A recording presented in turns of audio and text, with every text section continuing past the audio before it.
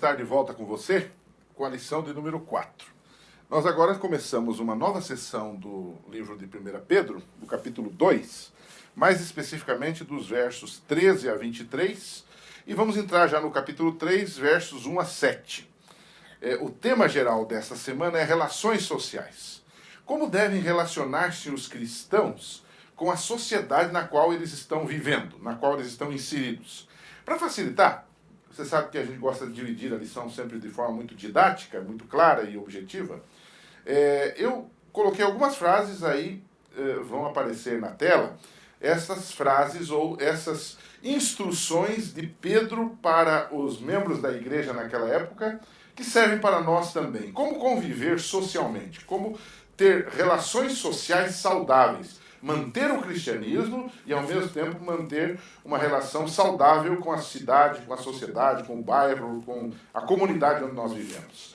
Primeira instrução, que está em 1 Pedro 2,12, é que o cristão deve viver exemplarmente entre os não cristãos.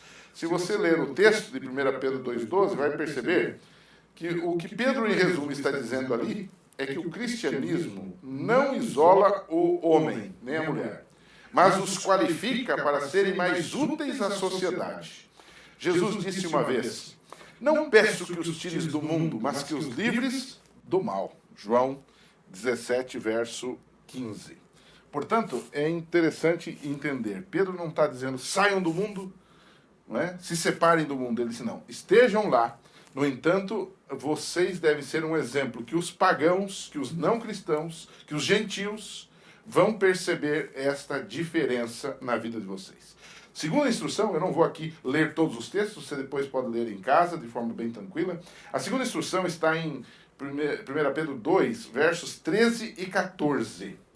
E essa instrução de Pedro é que os cristãos devem obedecer às regras e às autoridades constituídas. E ele chega a dizer que isso significava honrar a Deus. É claro que quando um governo atenta contra os princípios claros da lei de Deus, nós não devemos obedecer. O próprio Pedro disse em Atos 5,29, mais importa obedecer a Deus do que aos homens. Não é? Terceira instrução. Está no capítulo 2, no verso 15. Depois você vai lendo os textos um por um.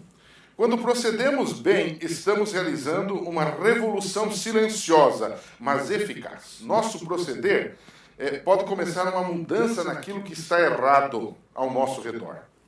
Ele diz: pois é da vontade de Deus que, praticando bem, vocês silenciem a ignorância dos insensatos. Ou seja, a vida cristã, o cristão, ele não precisa fazer uma revolução armada.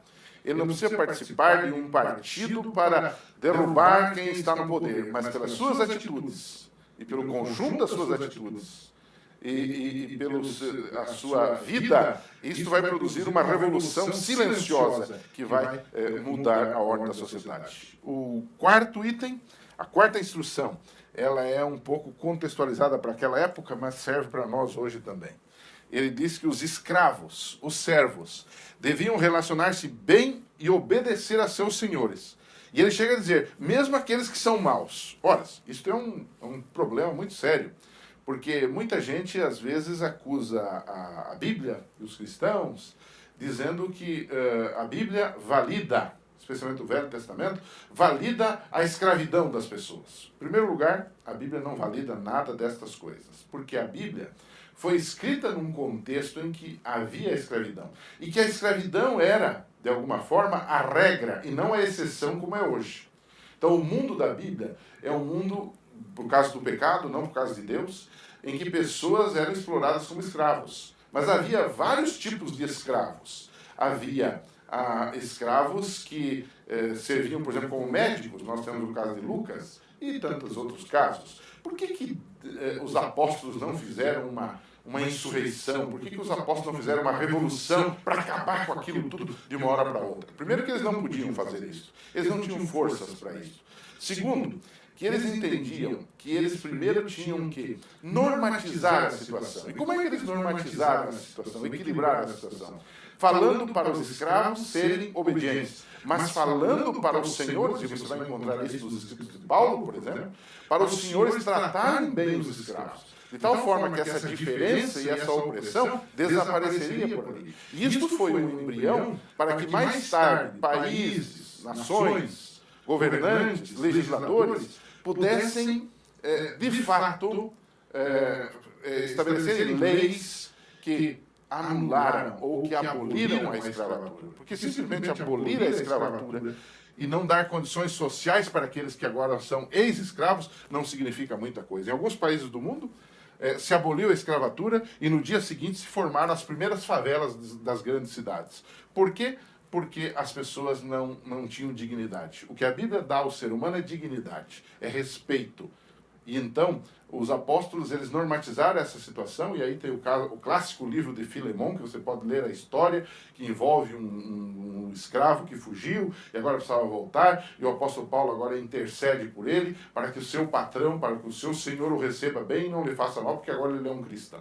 Enfim, essa instrução é muito interessante hoje para nós que temos o relacionamento entre patrões e empregados, entre senhores, entre servos, e é muito importante que prestemos atenção a isso, né? Quinta instrução: sofrer pelo Evangelho e pelas coisas corretas nos torna semelhantes a Jesus. No capítulo 2, verso 20 até 25, Pedro está falando aqui de um tipo de sofrimento que os cristãos poderão passar, e a sua audiência especial passaria, que é aquela perseguição por causa do Evangelho, aquela perseguição por causa da palavra de Deus. Não é aquela perseguição por causa dos nossos erros pessoais, mas por causa da palavra. E ele diz que isso é digno, que isso é honroso, e que nesse sentido nós estamos também imitando a Jesus. Você talvez esteja passando por uma provação, por uma dificuldade. Não esqueça, você aqui está seguindo a Jesus, e o seu testemunho pode ajudar na sua conversão e na conversão de muitas pessoas também. Sexta e última instrução, que aparece agora na lição dessa semana, já agora para o capítulo 3 de 1 Pedro, versos 1 a 7, mulheres estejam sujeitas a seus maridos. Isso também é polêmico, não é? Mas em contrapartida, a instrução diz: maridos tratem suas mulheres como cristãos, que têm suas orações atendidas, não é? Sujeição esta da mulher, de obedecer o marido, estar sujeito ao marido, não significa nem rebaixamento, nem humilhação para a mulher. Porque Pedro agora equilibra as coisas. E ele diz o seguinte, que o marido deve tratar a mulher com tanta honra que ela não se sinta diminuída. Que essa sujeição seja uma sujeição entre iguais. E ele diz para que as suas orações do marido não sejam interrompidas. Será que tem muito marido por aí tendo suas orações interrompidas? Porque está maltratando a esposa? Porque não está tratando com dignidade, com amor, com respeito, com carinho? Enfim, é muito interessante a gente pensar nisso. Quando é que as nossas orações são interrompidas, irmãos? Eu gosto daquele texto de Provérbios 28, verso 9, né? Do Salmo 66, verso 18, né? A nossa oração é interrompida quando nós estamos transgredindo a lei de Deus. Então, o que Pedro está falando aqui é que se algum marido terá a sua oração interrompida, maltratando a sua esposa, ele está transgredindo a lei de Deus. Então, essa sujeição é apenas aparente, é uma sujeição em amor, uma sujeição entre iguais. E, finalmente, eu queria terminar com uma frase de Billy Graham. Semana passada citei uma frase dele e hoje citaria de novo uma nova frase. A frase de Billy Graham diz assim: um verdadeiro cristão é uma pessoa que pode dar o seu papagaio de estimação para os fofoqueiros da cidade. Você sabe que um papagaio de estimação sabe muita coisa, vê muita coisa e fala muita coisa. Então, se o cristão tem uma vida coerente, ele pode entregar o seu papagaio, dizia Billy Graham, para qualquer fofoqueiro da cidade, que eles não vão falar nada de mal dele, porque o papagaio só vai falar coisas boas do seu patrão, do seu dono.